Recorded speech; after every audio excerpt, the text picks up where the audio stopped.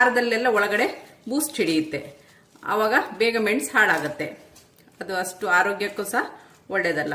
ಅದನ್ನ ನಾವು ಹೇಗೆ ತಗೊಂಡು ಬಂದ್ರೆ ಹೇಗೆ ಅದನ್ನ ಪ್ರಿಸರ್ವ್ ಮಾಡ್ಬೋದು ಅಂತ ಇವತ್ತು ಹೇಳಿಕೊಡ್ತಾ ಇದ್ದೀನಿ.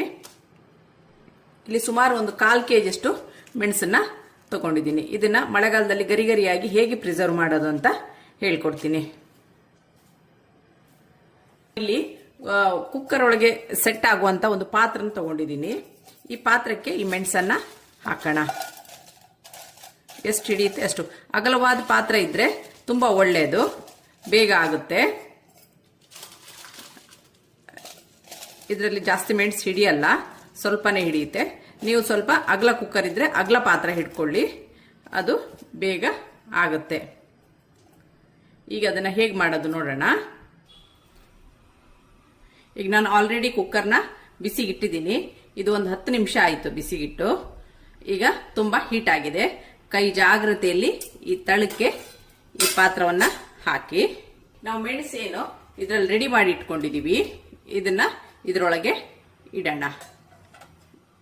ಈ ಕುಕ್ಕರ್ ಲಿಡ್ ಏನಿದೆ ಅದರದ್ದು ಗ್ಯಾಸ್ಕೆಟ್ ಅನ್ನ ತೆಗೆದಿಟ್ಟಿದೀವಿ ನಾವು. ಮೊದಲೇ ಗ್ಯಾಸ್ಕೆಟ್ ಅನ್ನ ಹಾಕಬಾರ್ದು, ಹಾಗೆ ಮುಚ್ಚಿಟ್ಟು 5 ನಿಮಿಷ ಇದನ್ನ ಹಾಗೆ ಮುಚ್ಚಿಡೋಣ.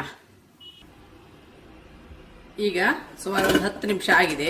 ಈಗ ಕುಕ್ಕರ್ ಬಾಯಿ ತೆಗೆದು ನೋಡೋಣ. ನೆನ್ಪಿಟ್ಕೊಳ್ಳಿ, ಗ್ಯಾಸ್ಕೆಟ್ ಅನ್ನ ಯಾವುದೇ ಕಾರಣಕ್ಕೂ ಹಾಕಬೇಡಿ. ಗ್ಯಾಸ್ಕೆಟ್ ತೆಗೆದು ಮುಚ್ಚಿಡಿ. ಮತ್ತೆ ಯಾವುದೇ ಕಾರಣಕ್ಕೂ ಕುಕ್ಕರ್ನ ಮುಟ್ಬೇಡಿ, ತುಂಬಾ ಬಿಸಿ ಆಗಿದೆ. ನಿಧಾನವಾಗಿ ಜಾಗ್ರತೆಯಲ್ಲಿ ಮಾಡ್ಕೋಬೇಕು. ಈಗ ಇದನ್ನ ಬೇರೆ ಪಾತ್ರಕ್ಕೆ ಟ್ರಾನ್ಸ್ಫರ್ ಮಾಡೋಣ.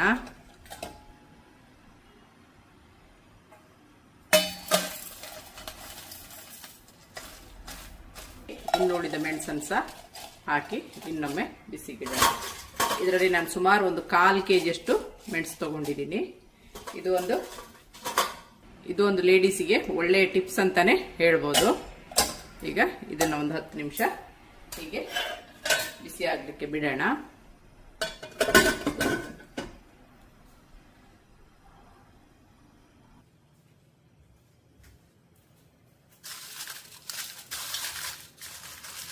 ಗರಿ ಗರಿಯಾಗಿ ಬಂದಿದೆ.